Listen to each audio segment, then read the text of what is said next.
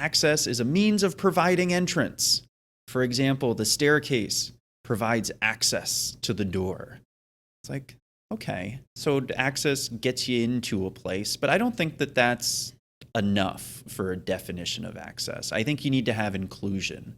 So not only do you need to have a door, but you need inclusion along with access as well to ensure that that door is open, it hasn't been locked or barred from the inside, and that folks are able to and welcomed to go through that door. Mark Riccobono. Well, for me, access is about having an easy and effective method of getting at the product, service, space that you're trying to get to.